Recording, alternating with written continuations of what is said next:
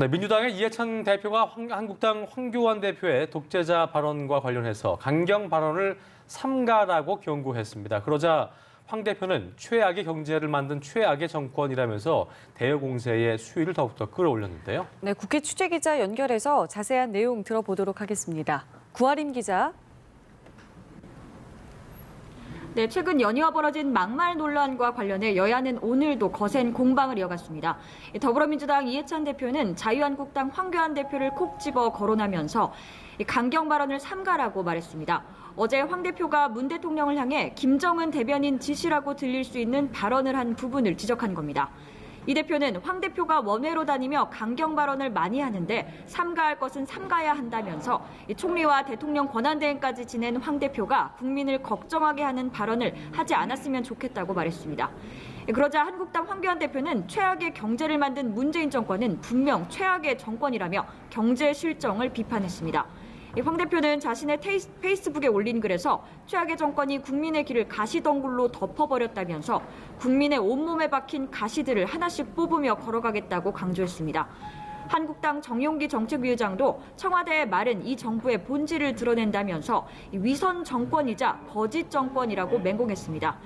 나경원 원내대표는 문 대통령이 북한 발사체를 단도미사일이라고 말했다가 단거리 미사일로 정정한 것을 언급하면서 조급함과 초조함이 엿보인 발언이라고 비판했습니다.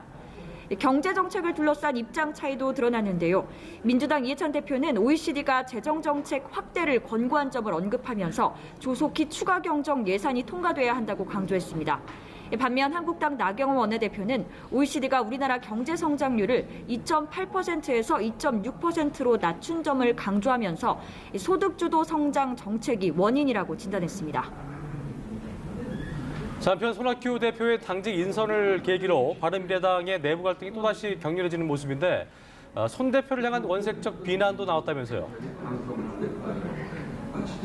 네, 그렇습니다. 오전 바른미래당 손학규 대표는 임시 최고위원회를 열고 일부 최고위원들이 요구한 안건에 대해서 논의했습니다. 앞서 하태경 최고위원 등이 손 대표가 임명한 지명직 최고위원과 당직 인사 임명을 철회하라고 요구한 데 따른 겁니다. 손 대표는 소송 중인 사안이라 논의에 실익이 없다면서 안건 상정을 하지 않겠다고 밝혔고 민주평화당 박지원 의원이 유승민 의원을 몰아내자고 발언했다는 논란에 대해서는 사실 무근이라고 못 박았습니다. 이에 바른정당계 의원들은 손 대표 앞에서 원색적 비난까지 쏟아내면서 강하게 반발했습니다. 하태경 최고위원은 손 대표가 사실상 당무를 거부하겠다는 입장을 밝힌 것이라면서 나이가 들면 정신이 퇴락하기 때문에 개인 내면의 민주주의가 가장 어렵다고 말했습니다. 손 대표는 회의를 마친 뒤 기자들과 만나 정치가 각박해졌다. 정치에도 지켜야 할 예의가 있다면서 하 최고위원의 공개 발언에 불편한 심경을 드러냈습니다.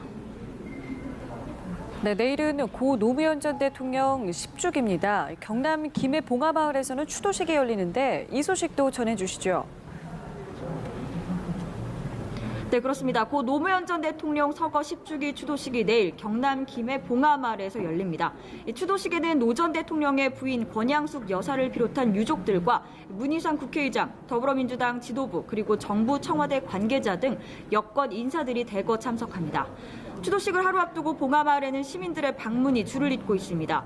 특히 조지 W. 부시 전 미국 대통령도 참석해 추도사를 하고 직접 그린 노 전 대통령 초상화를 유족에게 선물할 예정입니다. 대표적 친노 인사로 꼽히는 유시민 노무현 재단 이사장은 모친상으로 인해 이번 추도식에 참석하지 못하게 됐습니다.